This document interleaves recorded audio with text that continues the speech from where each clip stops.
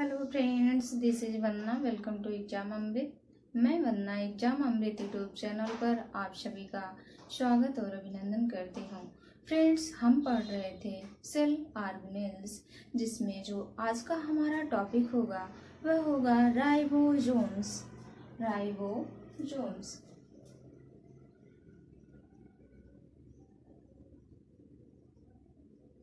Ribosomes ribosome जो होता है वह रफ एंडोप्लाज्मिक रेटिकुलम पर पाया जाता है और जो इसका स्ट्रक्चर होता है वह टिनी ग्रैनुलर तथा यह नॉन मेम्ब्रेनस स्ट्रक्चर होता है। टिनी granular and non-membranous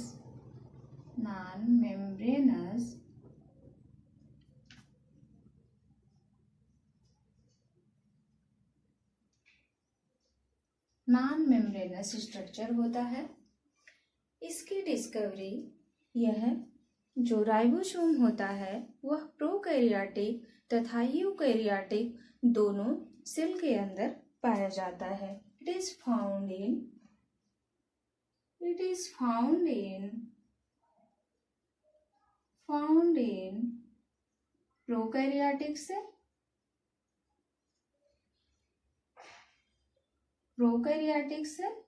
and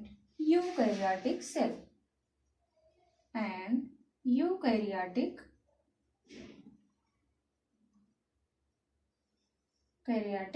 cell जो राइबोसोम है वह प्रोकैरियोटिक सेल तथा यूकैरियोटिक सेल दोनों के अंदर पाया जाता है। राइबोसोम की डिस्कवरी ऑफ राइबोसोम पैलेट नामक साइंटिस्ट ने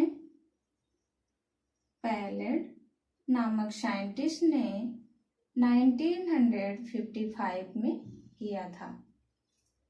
इसीलिए इनको नोबेल पुरस्कार से पुरस्कृत किया गया था, नोबेल प्राइज दिया गया था इनको। 1974 में इनको नोबेल प्राइज दिया गया था इसकी राइबोसोम के डिस्कवरी के लिए। यह जो राइबोसोम होता है कंपोजिशन यानी यह किससे बना होता है, कंपोजिशन। जो राइबोसोम होता है वह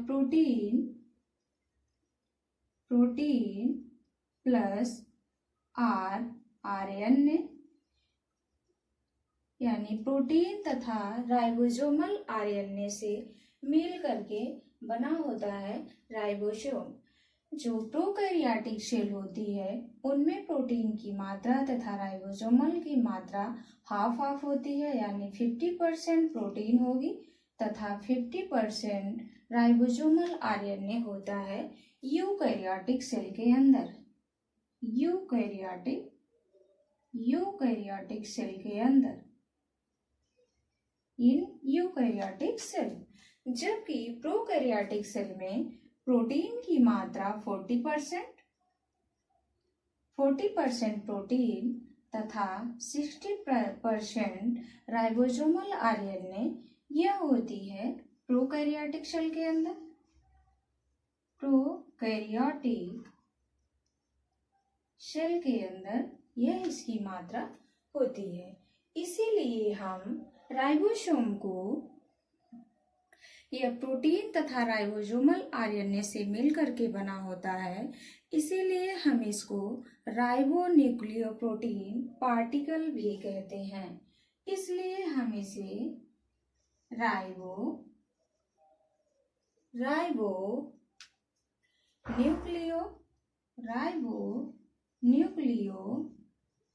प्रोटीन पार्टिकल कहते हैं, क्योंकि जो राइबोसोम्स होते हैं वह प्रोटीन तथा राइबोसोमल आरएनए से मिलकर बने हैं, इसलिए हम इनको राइबोन्यूक्लियोप्रोटीन पार्टिकल कहते हैं।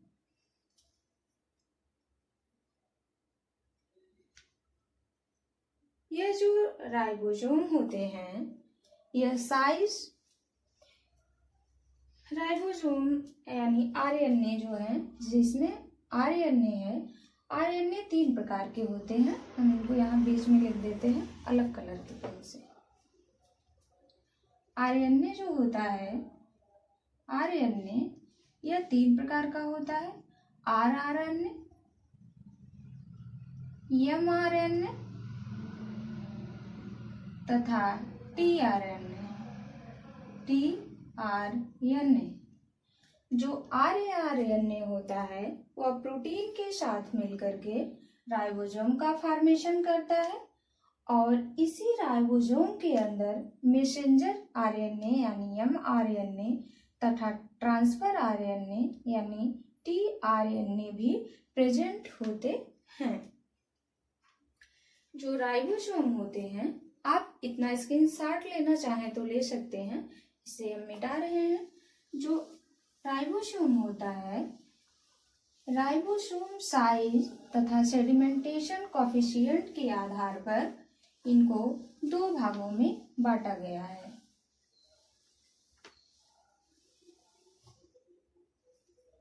राइबोसोम को साइज एंड सेडिमेंटेशन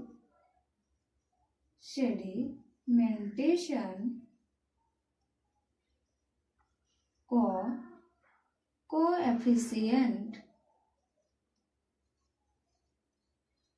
के आधार पर इन्हें 2 भागों में डिवाइड किया गया है, जिसमें एक होता है 80S राइबोसोम और दूसरा है 70S राइबोसोम्स। जो 80S राइबोसोम है वह यूकैरियोटिक सेल के अंदर पाया जाता है। यूकैरियोटिक सेल में पाया जाता है, जबकि 70S राइबोसोम प्रोकैरियोटिक सेल के अंदर पाया जाता है।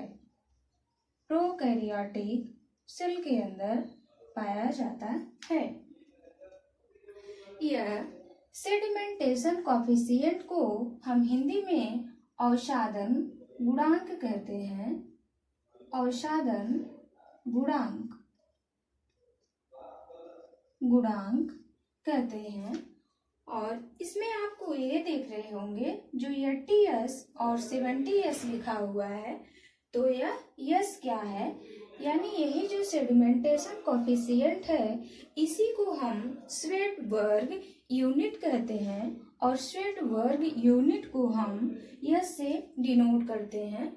तो आपके दिमाग में ये बात आ रही होगी कि ये सेडिमेंटेशन कोफिशिएंट, अवसादन गुणांक या श्वेटबर्ग यूनिट क्या है।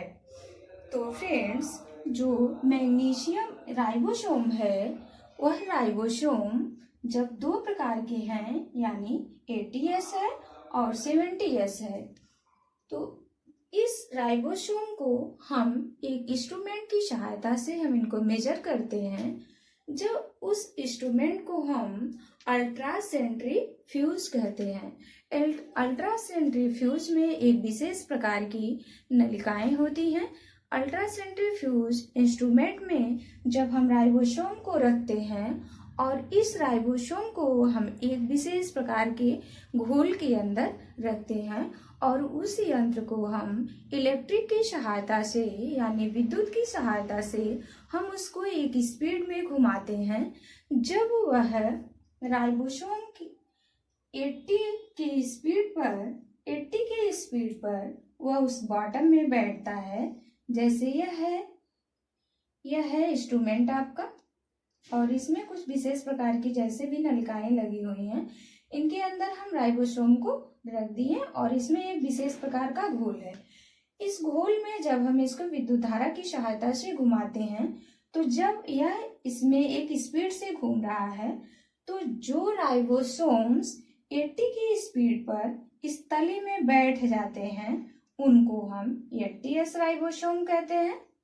80S यही जो जिस स्पीड पर वो बैठते हैं, उसी को हम श्वेटबर्ग यूनिट या सेडिमेंटेशन कॉफिशिएंट कहते हैं और उसी को हम S से डिनोट करते हैं।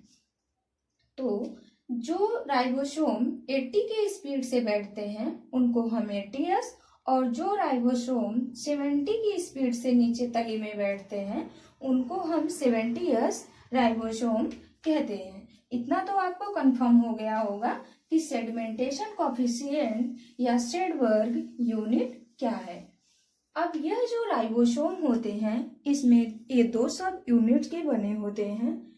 जो 80S इस प्रकार से या 2 सब यूनिट से बने होते हैं, जिनमें एक सब यूनिट इसकी लार्ज होती है तथा दूसरी सब यूनिट स्मॉल होती है। एक सब यूनिट लार्ज होगी तथा दूसरी सब यूनिट स्मॉल होगी। जो 80S राइबोसोम है यह है 80S और यह है 70S राइबोसोम। 80S राइबोसोम की जो एक इसका लार्ज पार्टिकल है, लार्ज पार्टिकल होगा 60S और स्मॉल होगा 40S, जबकि 70S राइबोसोम में जो इसका लार्ज पार्टिकल होगा वह होगा 50S और स्मॉल पार्टिकल होगा 30S।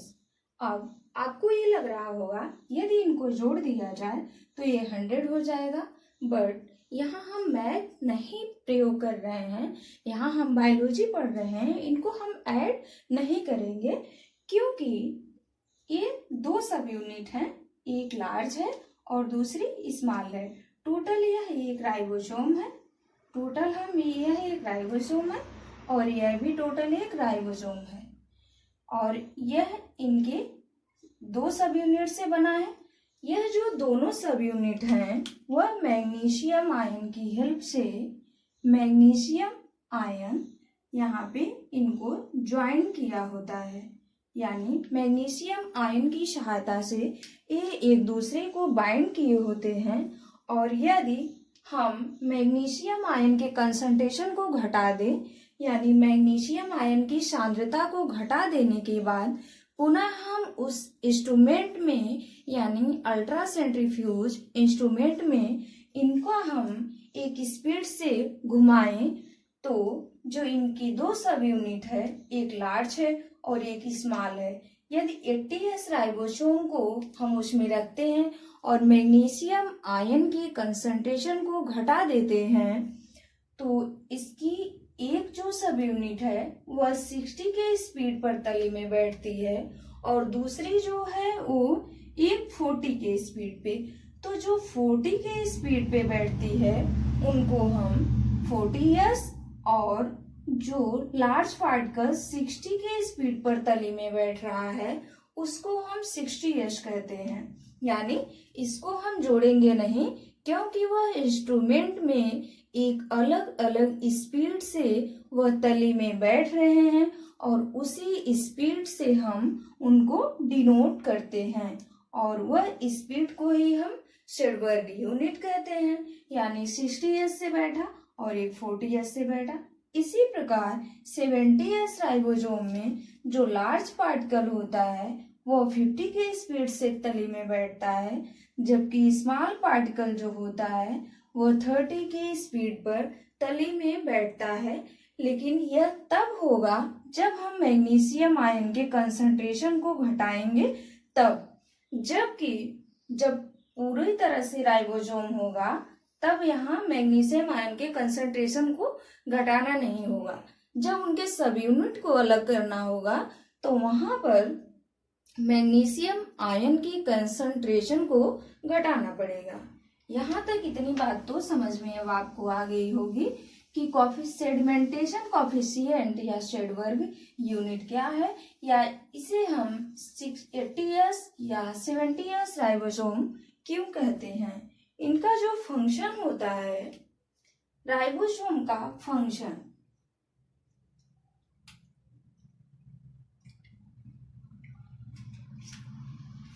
Of ribosome.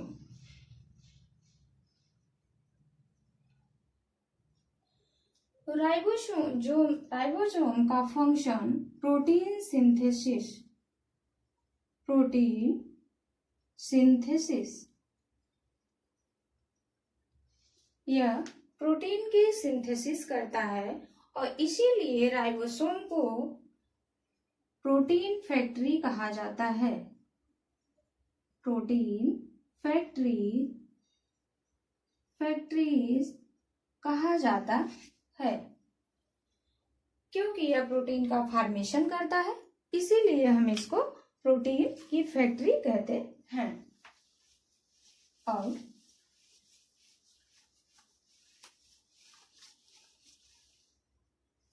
यह जो राइबोसोम होते हैं इस प्रकार से, इसमें एक लार्ज पार्टिकल है और दूसरा स्मॉल पार्टिकल है। यह है स्मॉल पार्टिकल। दोनों के बीच में मैसेंजर आरएनए प्रेजेंट होता है। mRNA प्रेजेंट होता है। इसी में जो लार्ज पार्टिकल है वहां पे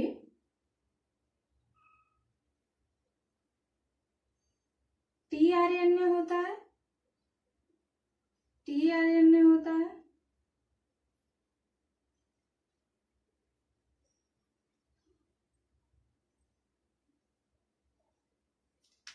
यह जो tRNA है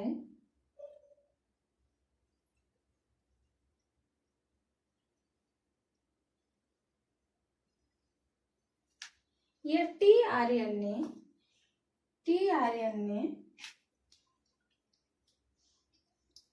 सेल साइटोप्लाज्म में बहुत सारे अमाइनो एसिड पाए जाते हैं।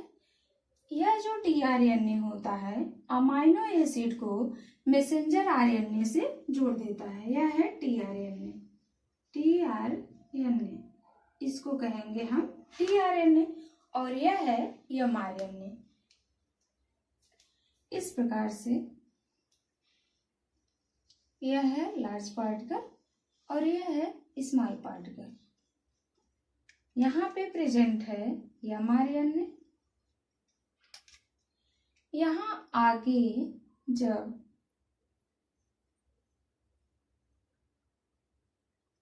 tRNA जुड़ता है, tRNA मैसेंजर आरएनए से जुड़ता है तो वह एक अमाइनो एसिड को ले आके मैसेंजर आरएनए से जोड़ देता है और मैसेंजर आरएनए पर ट्रिपलेट कोड में कई सारे कोडान्स प्रेजेंट होते हैं, जैसे यह पॉली अमाइनो एसिड होते हैं AUG, ACU, ACG,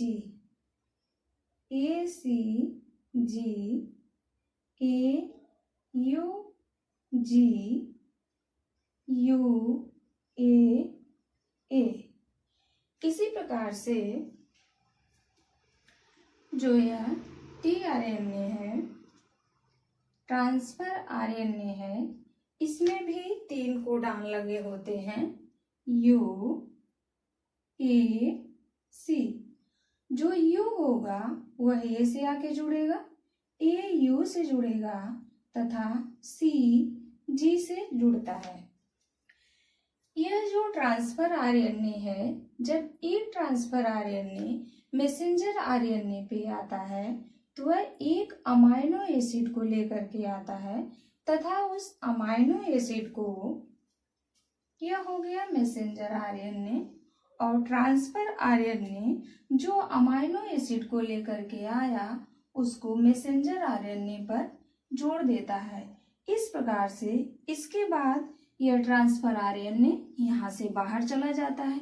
इसी प्रकार से दूसरा tRNA आता है और दूसरी अमाइनो एसिड को यहाँ पे जोड़ देता है।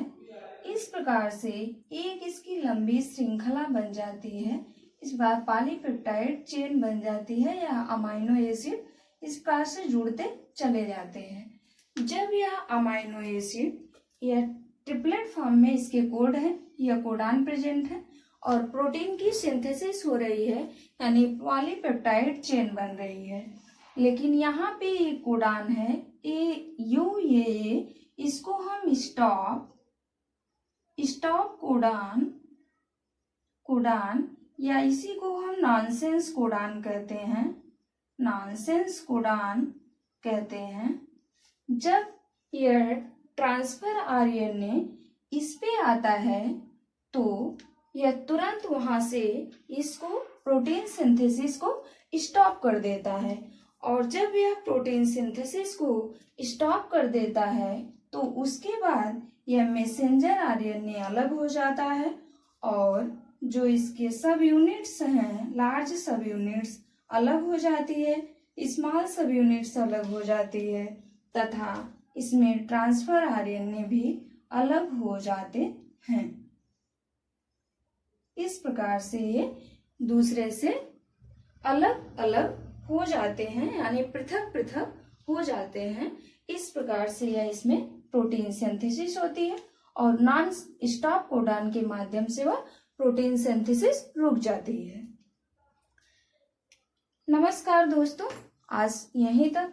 अगला जो हमारा टॉपिक होगा वह होगा न्यूक्लियस, और न्यूक्लियस को हम पढ़ेंगे अगले लेक्चर में।